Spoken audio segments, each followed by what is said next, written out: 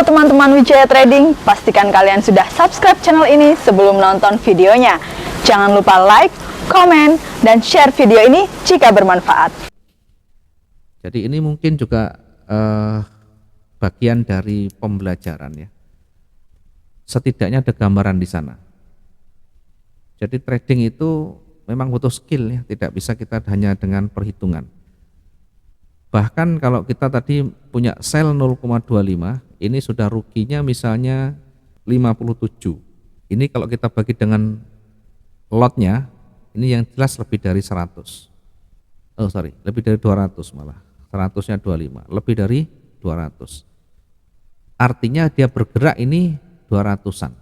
Nah, untuk menentukan sell tentu tidak selalu kita dengan angka 200, enggak. Ya, ini relatif sesuai dengan kebiasaan kita. Kita melihat tadi tekanan ke bawah itu masih kuat.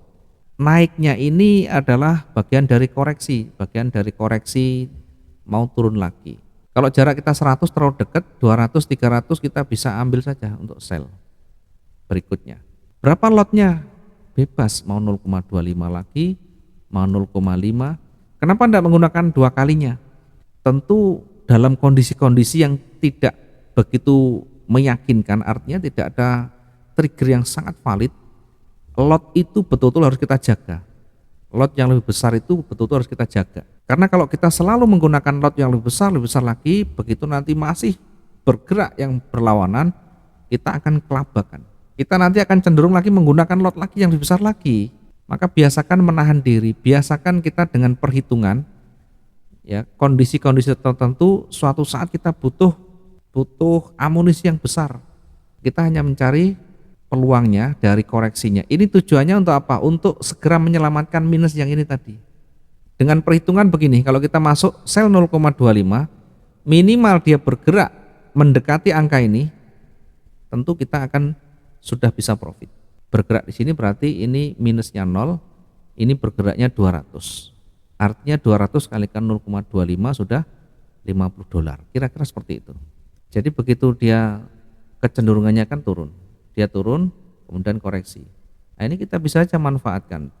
Ya, tentu harus banyak belajar juga, tidak selalu naik itu nanti kita manfaatkan untuk melawan ya. Semuanya betul-betul harus kita banyak berlatih.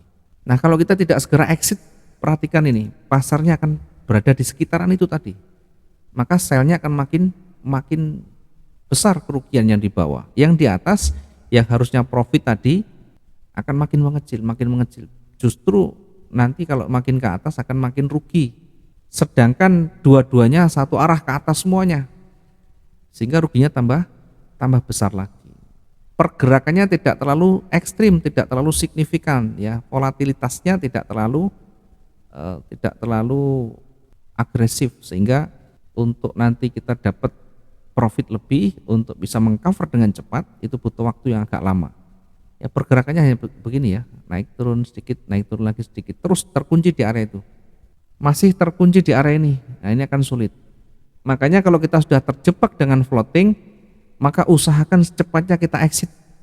Nah, exit itu bukan berarti langsung minus kita exit di situ. Nanti ruginya cukup lumayan besar. Maka berusahalah untuk kita melakukan satu tindakan recovery, bisa menambah, bisa mengurang, atau bahkan tadi bisa entry dengan posisi yang sejajar atau satu arah, atau bahkan nanti bisa berlawanan arah. Misalnya di awal ada sell di sini ya. Semuanya bergantung bagaimana kita melihat pergerakannya. Ini sell di sini, kemudian ternyata berat untuk turun lagi ya. Dari pergerakan itu betul-betul harus kita lihat ya. Kalau dia berat ke bawah dan makin kecil, sumbu semakin banyak, waktu semakin sempit, waktu semakin dekat dengan pergantian candle, dan ini makin ke atas ya, sumbunya misalkan makin panjang, maka kemungkinan dia bergerak naik akan kuat. Sehingga misalnya kita juga bisa lakukan recovery dengan buy di sana, dengan lot 0,50. Jadi tidak harus dengan lot dua kalinya, tidak harus dengan melawan ya, bahkan bisa satu arah dengan lot yang sama, dengan lot dinaikkan dan sebagainya. Semuanya perlu banyak latihan dan perlu banyak belajar. Kalau kita tidak berlatih akan sulit kita mendapatkan trading itu sederhana, profit itu mudah. Kira-kira seperti itu.